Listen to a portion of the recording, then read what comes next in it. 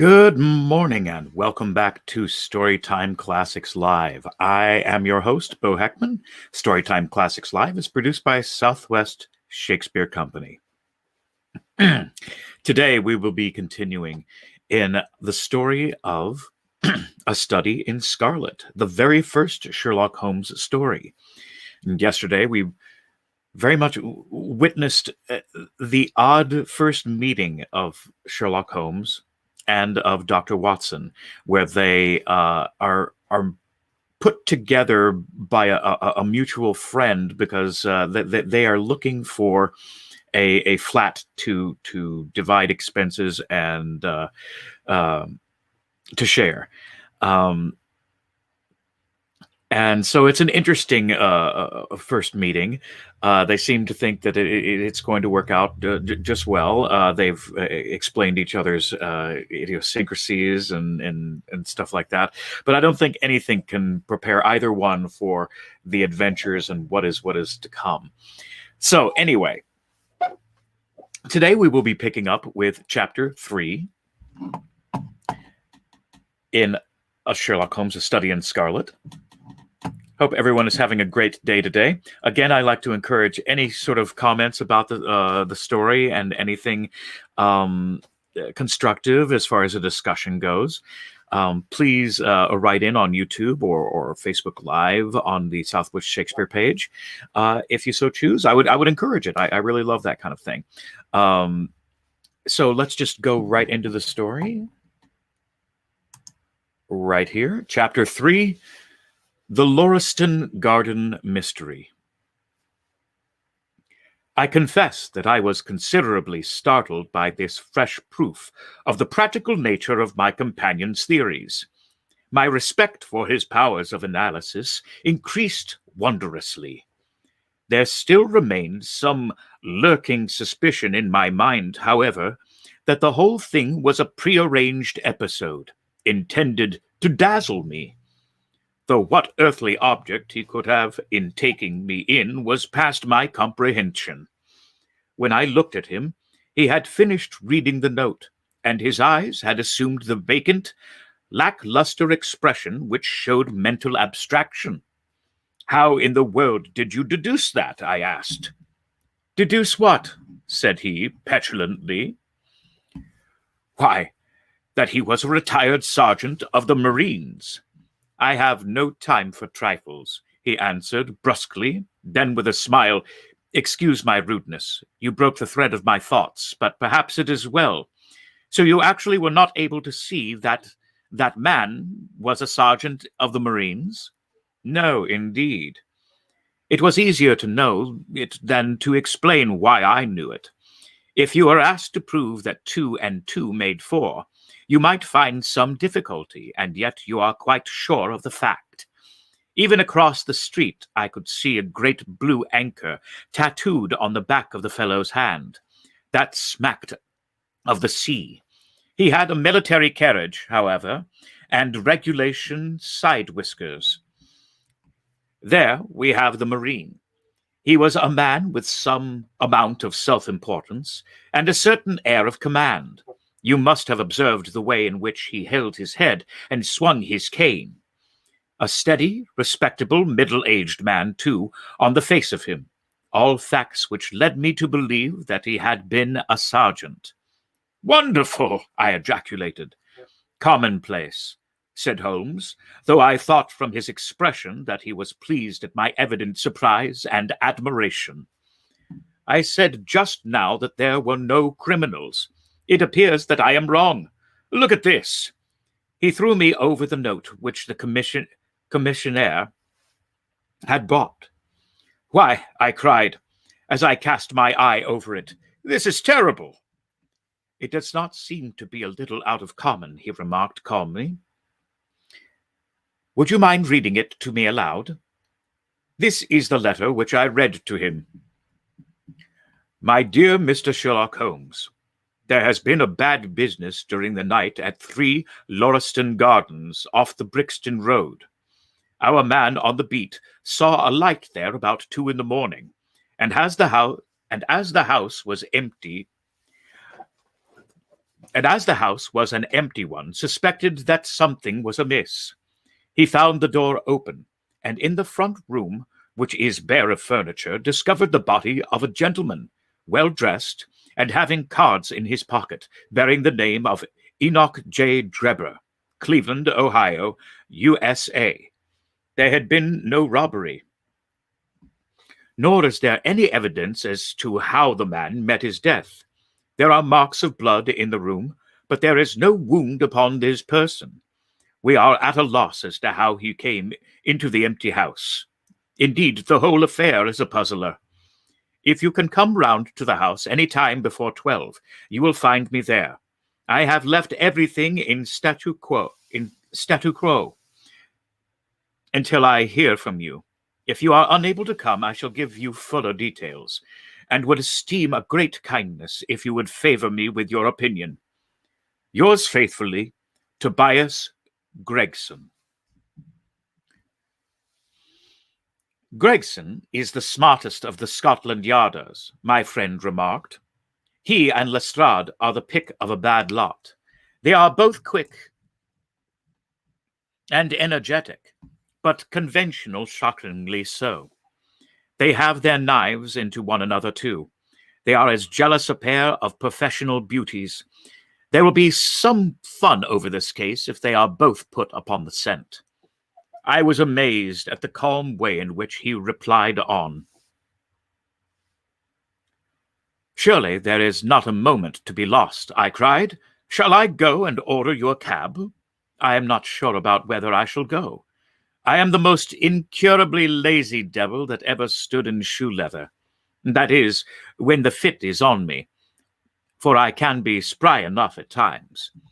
Why, it is just such a chance as you have been longing for. My dear fellow, what does it matter to me, supposing I unravel the whole matter? You may be sure that Gregson, Lestrade, and company will pocket all the credit. That comes of being an unofficial personage. But he begs you to help him. Yes, he knows that I am his superior and acknowledges it to me, but he would cut his tongue out before he would own it to any third person. However, we may as well go and have a look. I shall work it out in my own hook. I may have a laugh at them if I have nothing else. Come on. He hustled on his overcoat and bustled about in a way that showed that an energetic fit had superseded the apathetic one. Get your hat, he said. You wish me to come? Yes, if you have nothing better to do. A minute later, we were both in a hansom driving furiously for the Brixton Road. It was a foggy, cloudy morning, and a dun-colored veil hung over the housetops, looking like the reflection of the mud-colored streets beneath.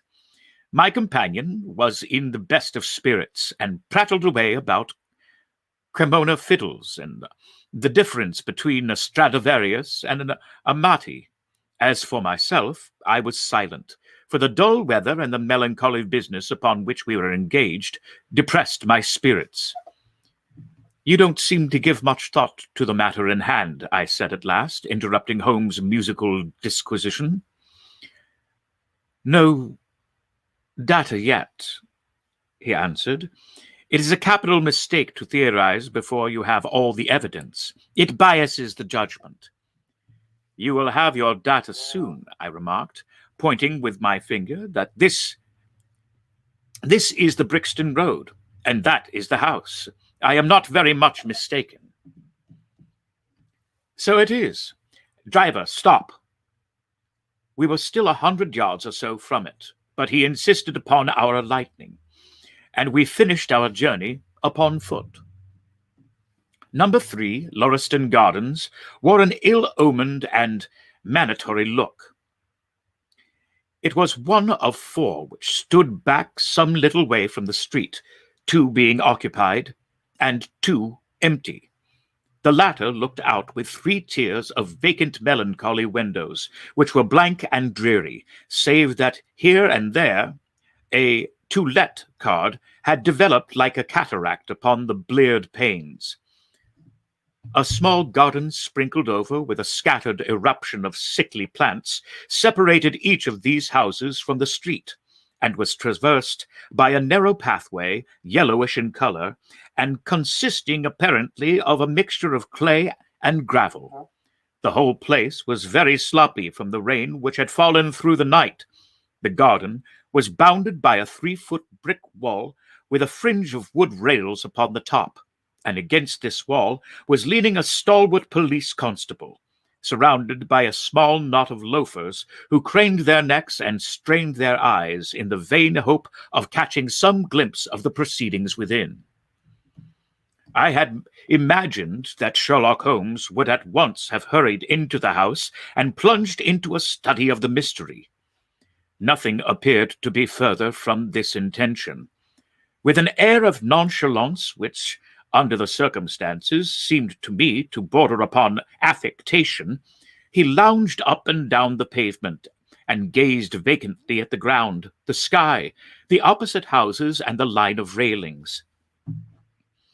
Having finished this scrutiny, he proceeded slowly down the path, or rather down the fringe of grass which flanked the path, keeping his eyes riveted upon the ground. Twice he stopped, and once I saw him smile, and heard him utter in an exclamation of satisfaction. There were many marks of footsteps upon the wet, cayey soil. But since the police had been coming and going over it, I was unable to see how my companion could hope to learn anything from it. Still, I had such an extraordinary evidence of the quickness of his perceptive faculties that I had no doubt that he could see a great deal which was hidden from me. At the door of the house, we were met by a tall, white-faced, flaxen-haired man with a notebook in his hand, who rushed forward and wrung my companion's hand with effusion. "It is indeed kind of you to come," he said. I have had everything left untouched." "Except that," my friend answered, pointing at the pathway. "If a herd of buffaloes had passed along there could not be a greater mess. No doubt, however, you had drawn your own conclusions, Gregson, before you permitted this." "I have had so much to do inside the house," the detective said evasively. "My colleague, Mr. Lestrade, is here. I had relied upon him to look after this." Holmes glanced at me and raised his eyebrows sardonically. "With two such men as yourself and Lestrade upon the ground, there will be not much before a third party to find out," he said. Gregson rubbed his hands in a self-satisfied way. "I think we have done all that can be done," he answered. "It's a queer case, though, and I knew your taste for such things." "You did not come here in a cab?" asked Sherlock Holmes. "No, sir." "Nor Lestrade?" "No, sir." "Then let us go and look at the room." With which inconsequent remark, he strode on into the house, followed by Gregson, whose features expressed his astonishment. A short passage, bare, planked, and dusty, led to the kitchen and offices. 2 doors opened out of it to the left and to the right. One of these had obviously been closed for many weeks. The other belonged to the dining room, which was the apartment in which the mysterious affair had occurred. Holmes walked on, and I followed him with that subdued feeling at my heart which the presence of death inspires. It was a large, square room, looking all the larger from the absence of all the furniture. A vulgar, flaring paper adorned the walls, but it was blotched in places with mildew, and here and there great strips had become detached and hung down, exposing the yellow plaster beneath.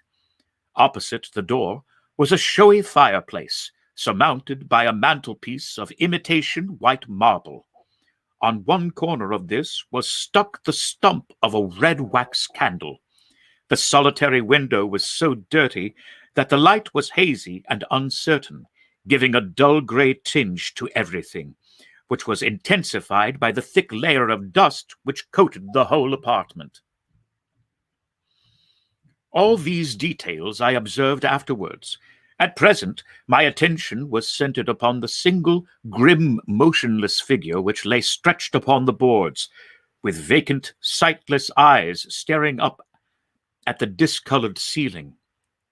It was that of a man about 43 or 44 years of age, middle-sized, broad-shouldered, with crisp, curling black hair and a short, stubbly beard.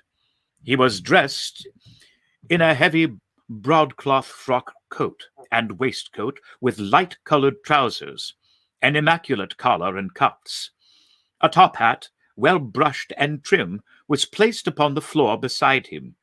His hands were clenched and his arms thrown abroad, while his lower limbs were interlocked as though his death struggle had been a grievous one. On his rigid face there stood an expression of horror, and as it seemed to me, of hatred, such as I have never seen upon human features. This malignant and terrible contortion, combined with the low forehead, blunt nose, and prognathous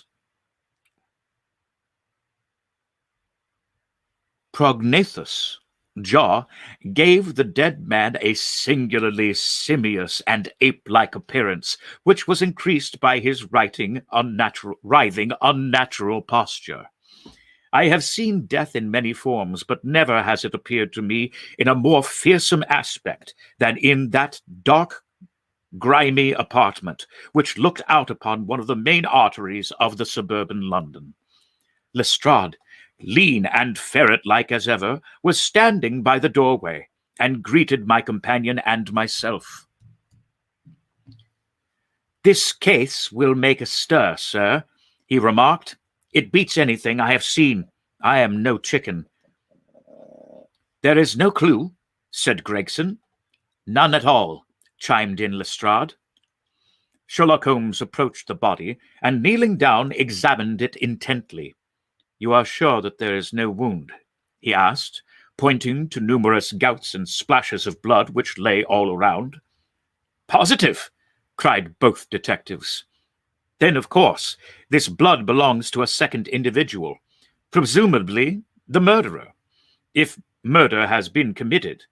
It reminds me of the circumstances attendant on the death of Van Jansen in Utrecht in the year 34.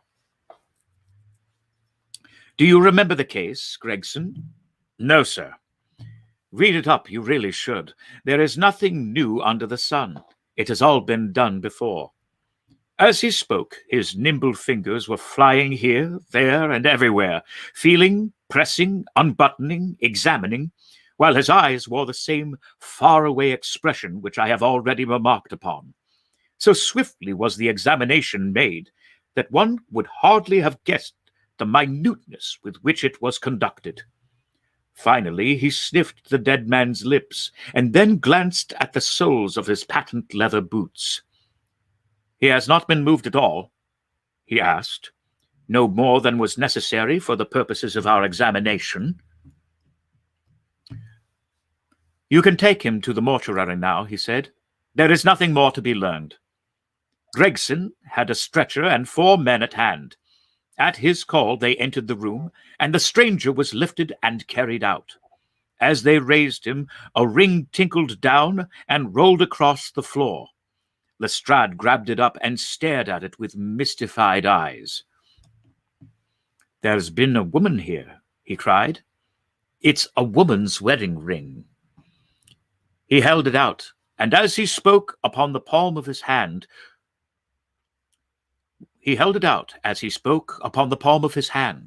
we all gathered round him and gazed at it. There could be no doubt that the circlet of plain gold had once adorned the finger of a bride. "This complicates matters," says Gregson. "Heaven knows they were complicated enough before." "You're sure it doesn't simplify them?" observed Holmes. "There's nothing to be learned by staring at it. What did you find in his pockets?" "We have it all here," said Gregson, pointing to a litter of objects upon one of the bottom steps of the chairs. "A gold watch, number 97163, by Barraud of London. Gold Albert chain, very heavy and solid. Gold ring with Masonic device. Gold pin, bulldog's head with rubies as eyes. Russian leather card case with cards of Enoch J. Drebber of Cleveland, responding with the EJD upon the linen. No purse, but loose money to the extent of £7.13. Pocket edition of Boccaccio's the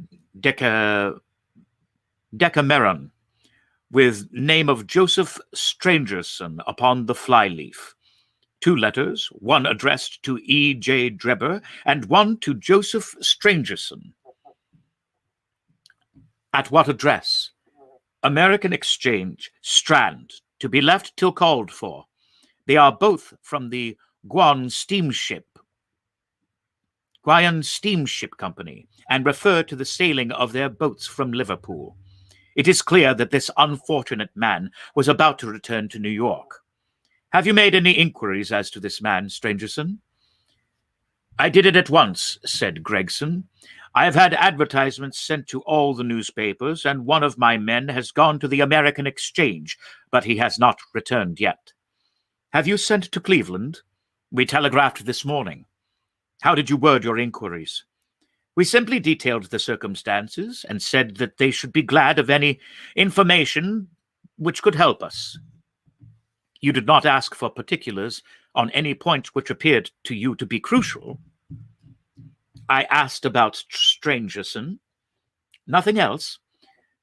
Is there no circumstance on which this whole case appears to hinge? Will you not telegraph again? I have said all I have to say, said Gregson in an offended voice. Sherlock Holmes chuckled to himself and appeared to be about to make some remark, when Lestrade, who had been in the front room while we were holding this conversation in the hall, reappeared upon the scene, rubbing his hands in a pompous and self-satisfied manner. Mr. Gregson, he said, I have just made a discovery of the highest importance, and one which would have been overlooked had I not made a careful examination of the walls. The little man's eyes sparkled as he spoke, and he was evidently in a state of suppressed exultation at having scored a point against his colleague. Come here, he said, bustling back into the room, the atmosphere of which felt clearer since the removal of its ghastly inmate. Now stand there. He struck a match on his boot and held it up against the wall. Look at that, he said triumphantly. I have remarked that the paper had fallen away in parts. In this particular corner of the room, a large piece had peeled off, leaving a yellow square of coarse plastering. Across this bare space, there was scrawled in blood-red letters a single word, Raish. What do you think of that? Cried the detective, with the air of a showman exhibiting his show. This was overlooked because it was in the darkest corner of the room, and no one thought of looking there. The murderer has written it with his or her own blood. See this smear where it has trickled down the wall? It disposes of the idea of suicide, anyhow. What was that corner chosen to write on? Why was that corner chosen to write on? I will tell you. See that candle on the mantelpiece? It was lit at the time. If it was lit, this corner would be the brightest instead of the darkest portion of the wall. And what does it mean now that you have found it? Asked Gregson in a depreciatory voice. Mean? Why, it means that the writer is going to put the female name Rachel, but was disturbed before he or she had time to finish. You mark my words. When this case comes to be cleared up, you will find that a woman named Rachel has something to do with it. It's all very well for you to laugh, Mr. Holmes. You may be very smart and clever, but the old hound is the best when all is said and done. I really beg your pardon, said my companion, who had ruffled the little man's temper by bursting into an explosion of laughter. You certainly have the credit of being the first of us to find this out, and, as you say, it bears every mark of having been written by the other participant in last night's mystery. I have not had time to examine this room yet, but with your permission, I shall do so now." As he spoke, he whipped a tape measure and a large round magnifying glass. He trotted noiselessly about the room, sometimes stopping, occasionally kneeling, and once lying flat upon his face. So engrossed was he with his occupation that he appeared to have forgotten our presence, for he chattered away to himself under his breath the whole time, keeping up a running fire of exclamations, groans, whistles, and little cries suggestive of the encouragement of hope. As I watched him, I was irresistibly reminded of a pure-blooded, well-trained foxhound as it dashes backwards and forwards through the covert, whining in its eagerness until it comes across the lost scent.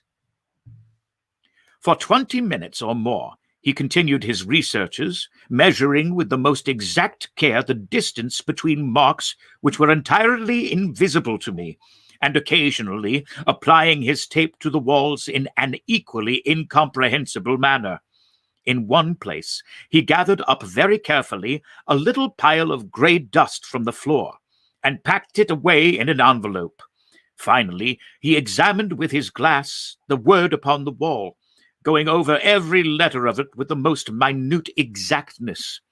This done, he appeared to be satisfied, for he replaced his tape and his glass in his pocket. They say that the genius is an infinite capacity for taking pains, he remarked with a smile. It's a very bad definition, but it does apply to detective work. Gregson and Lestrade had watched the maneuvers of their amateur companion with considerable curiosity and some contempt.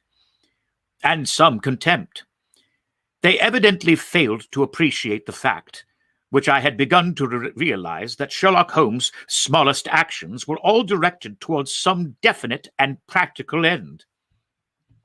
"What do you think of it, sir?" they both asked. "It would be robbing you of the credit of the case if I was to presume to help you," remarked my friend. "You are doing so well now that it would be a pity for anyone to interfere." There was a world of sarcasm in his voice as he spoke.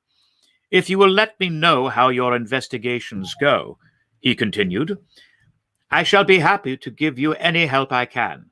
In the meantime, I should like to speak to the constable who found the body. Can you give me his name and address?"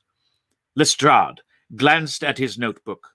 "John Rance," he said. "He is off duty now. You will find him at 46 Audley Court, Kennington Park Gate." Holmes took a note of the address. "Come along, Doctor," he said. "We shall go and look him up. I'll tell you one thing which may help you in the case," he continued, turning to the two detectives. "There has been a murder done, and the murderer was a man. He was more than 6 feet high, was in the prime of life, had small feet for his height, wore coarse, square-toed boots, and smoked a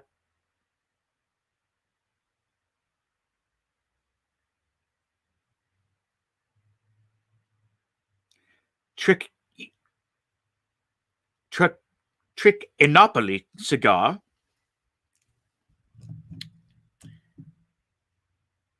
He came here with his victim in a 4-wheeled cab, which was drawn by a horse with 3 old shoes and 1 new one on his off foreleg. In all probability, the murderer had a florid face, and the fingernails of his right hand were remarkably long. These are only a few indications, but they may assist you." Lestrade and Gregson glanced at each other with an incredulous smile. "If this man was murdered, how was it done?" asked the former. "Poison," said Sherlock Holmes curtly, and strode off. "The other thing, Lestrade," he added, turning round the corner. "Rache is the German word for revenge. So don't lose your time looking for Miss Rachel. which Parthian shot he walked away, leaving the two rivals open-mouthed behind him. Chapter 4. What John Rance Had to Tell. It was 9 o'clock when we left number 3 Lorestan Gardens. Sherlock Holmes led me to the nearest telegraph office, whence he had dispatched a long telegram. He then hailed a cab and ordered the driver to take us to the address given by Lestrade. "There is nothing like the first-hand evidence," he remarked. "As a matter of fact, my mind is entirely made up upon the case. But still we may as well learn all that is to be learned." "You amaze me, Holmes," said I. "Surely you are not as sure as you pretend to be of all these particulars which you gave?" "There is no room for a mistake," he answered. "The very first thing which I observed on arriving there was that a cab had made 2 ruts with its wheels close to the curb. Now, up to last night, we have had no rain for a week, so that those wheels which left such a deep impression must have been there during the night. There were the marks of the horse's hooves, too, the outline of one of which was far more clearly cut than that of the other 3, showing that there was a new shoe.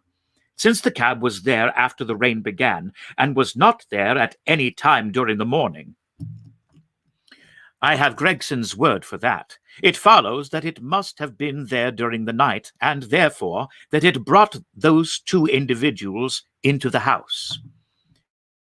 "That seems simple enough," said I. "But how about the other man's height?" "Why, the height of a man, in 9 cases out of 10, can be told from the length of his stride. It is a simple calculation enough, though there is no use my boring you with figures. I had this fellow's stride both on the clay outside and on the dust within. Then I had a way of checking my calculation. When a man writes on a wall, his instinct leads him to write about the level of his own eyes. Now that writing was just over 6 feet from the ground.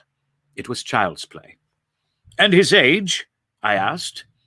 "Well, if a man can stride 4.5 feet without the smallest effort, he can't be quite in the Seren yellow. That was the breadth of a puddle on the garden walk which he had evidently walked across. Patent leather boots had gone round, and square toes had hopped over. There is no mystery about it at all. I am simply applying to ordinary life a few of those precepts of observation and deduction which I advocated in that article. Is there anything else that puzzles you?" "The fingernails and the cigars," I suggested. "The writing on the wall was done with a man's forefinger dipped in blood. My glass allowed me to observe that the plaster was slightly scratched in doing it, which would not have been the case if the man's nail had been trimmed. I gathered up some scattered ash from the floor. It was dark in color and flaky. Such an ash is only made by a Trichinopoly. I have made a special study of cigar ashes, in fact. I have written a monograph upon the subject.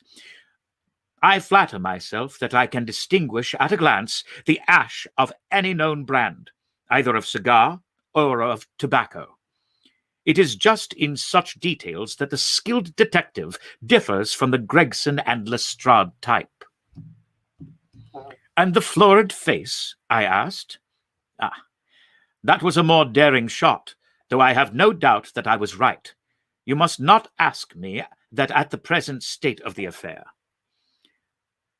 I passed my hand over my brow. "My head is in a whirl," I remarked. The more one thinks of it, the more mysterious it grows. How came these 2 men, if there were 2 men, into an empty house? What has become of the cabmen who drove them? How could one man compel another to take poison? Where did the blood come from? What was the object of the murderer, since robbery had no part in it? How came the woman's ring there? Above all, why should the second man write up the German word Reich before decamping? I confess that I cannot see any possible way of reconciling all these facts. My companion, you sum up the difficulties of the situation succinctly and well, he said.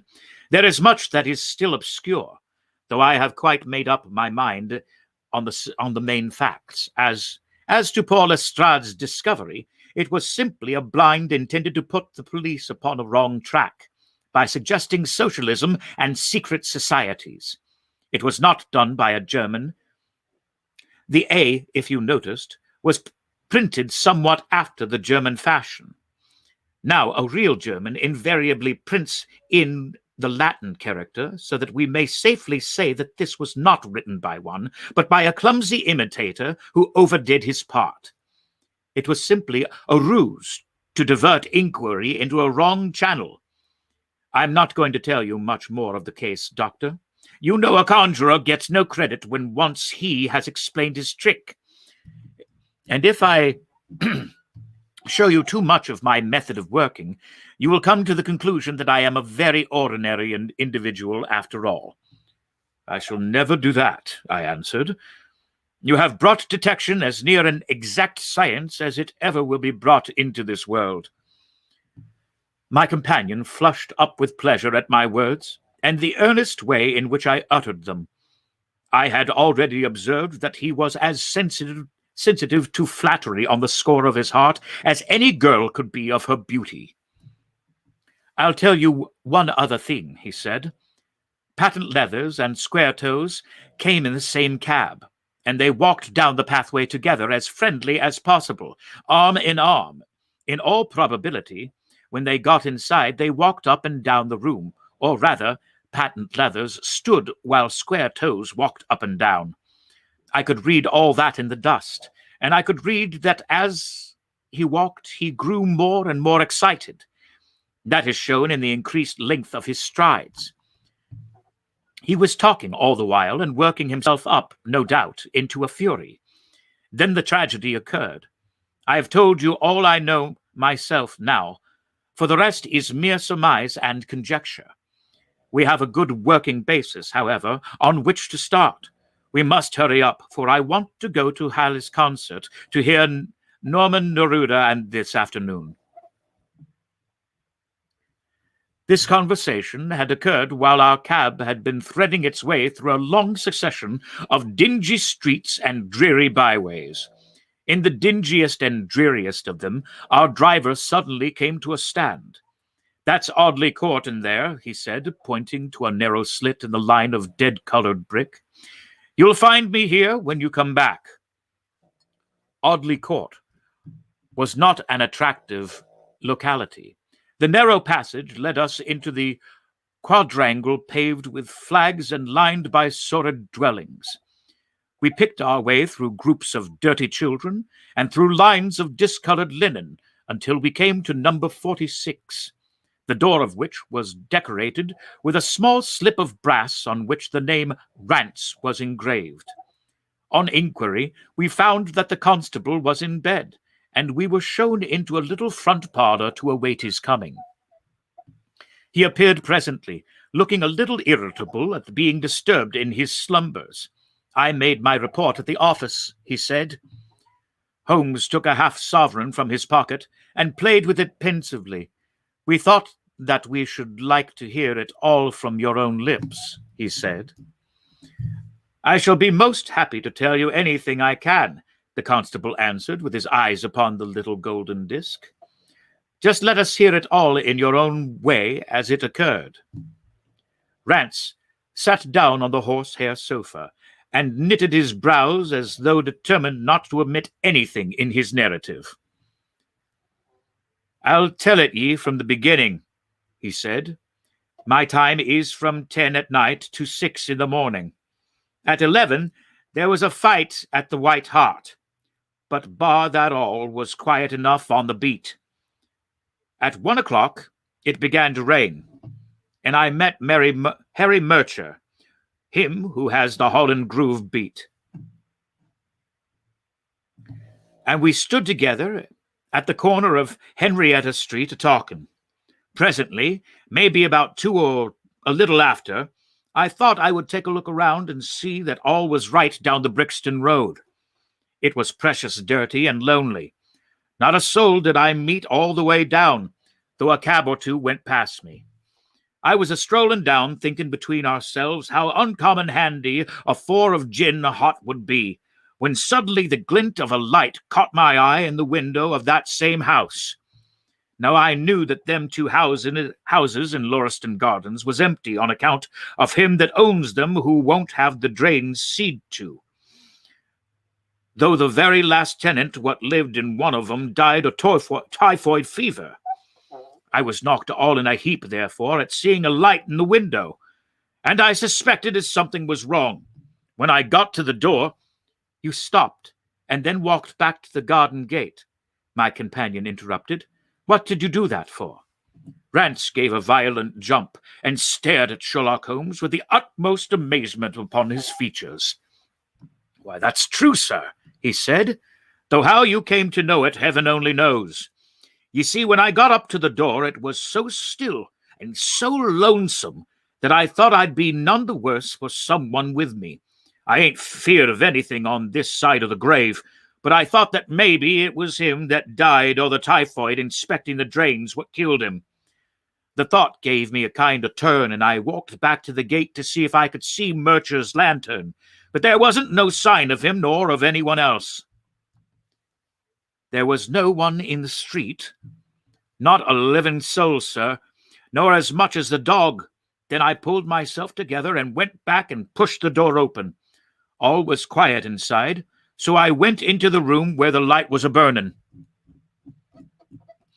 There was a candle flickering on the mantelpiece, a red wax one, and by its light I saw— Yes, I know all that you saw. You walked round the room several times, and you knelt down by the body, and then you walked through and tried the kitchen door, and then— John Rance sprang to his feet with a frightened face and suspicion in his eyes. "Where was you hid to see that all?" he cried. "It seems to me that you knows a deal more than you should." Holmes laughed and threw his card across the table to the constable. "I am one of the hounds and not the wolf, Mr. Gregson, or Mr. Lestrade will answer for that. Go on, though. What did you do next?" Rance resumed his seat, without, however, losing his mystified expression. "I went back to the gate and sounded my whistle. That brought Mr. Murcher and 2 more to the spot." "Was the street empty then?" "Well, it was, as far as anybody that could be of any good goes." "What do you mean?" The constable's features broadened into a grin. "I've seen many a drunk chap in my time," he said, "but never anyone so crying drunk as that cove. He was at the gate when I came out, a-leaning up and against the railings, and a-singing at the pitch of his lungs about Columbine's new-fangled banner or some such stuff. He couldn't stand far less help." "What sort of man was he?" asked Sherlock Holmes. John Rance appeared to be somewhat irritated at this digression. "He was an uncommon drunk sort of man," he said. "He'd found himself in the station if he hadn't been so took up." "His face, his dress. Didn't you notice him?" Holmes broke in impatiently. "I should think I did notice him, seeing that I had to prop him up, me and Murcher between us. He was a long chap with a red face, the lower part muffled round." "That will do," cried Holmes. "What became of him?" "We'd enough to do without looking after him," the policeman said, in an aggrieved voice. "I'll wager he found his way home all right." "How was he dressed?" "Brown overcoat." "Had he a whip in his hand?" "A whip? No." "He must have left it behind," muttered my companion. "You didn't happen to see or hear a cab after that?" "No." "There's a half-sovereign for you," my companion said, standing up and taking his hat. "I'm afraid, Rance, that you will never rise in the force. That head of yours should be for use as well as ornament. You might have gained your sergeant's stripes last night. The man whom you held in your hands is the man who holds the clue of this mystery, and whom we are seeking. There is no use of arguing about it now. I tell you that it is so. Come along, Doctor. We started off for the cab together, leaving our informant incredulous, but obviously uncomfortable. "The blundering fool," Holmes said bitterly as we drove back to our lodgings. "Just to think of his having such an incomparable bit of good luck and not taking advantage of it." "I am rather in the dark still. Is it true that the description of this man tallies with your idea of the second party in this mystery? But why should he come back to the house after leaving it? That is not the way of criminals." "The ring, man. The ring. That was what he came back for. If we have no other way of catching him, we can always bait our line with the ring. I shall have him, Doctor. I'll lay you 2 to 1 that I have him. I must thank you for it all. I might not have gone but for you, and so have missed the finest study I ever came across. A study in Scarlet, eh? We shouldn't use a little art jargon. There's the scarlet thread of murder running through the colorless skin of life, and our duty is to unravel it and isolate it and expose every inch of it. And now for lunch, and then for Norma Neruda. Her attack and her bowing are splendid. What's that little thing of Chopin she plays so magnificently? Tra-la-la-la-la-la-la." Leaning back in the cab, this amateur bloodhound caroled away, like a lark, while I meditated upon the many-sidedness of the human mind. And we will stop there today and resume next time with Chapter 5, Our Advertisement Brings a Visitor. Excellent. We will see you next Monday on Storytime Classics Live. Again, I would like to encourage any discussion, especially over the weekend. Just leave a comment on the comment section, even if it's just to go, "I love Sherlock Holmes," or stuff like that. If you don't like Sherlock Holmes, don't bother leaving a comment. That's fine. We'll understand. If you're going outside today, please be safe and please wear a mask. We'll catch you next time on Storytime Classics Live.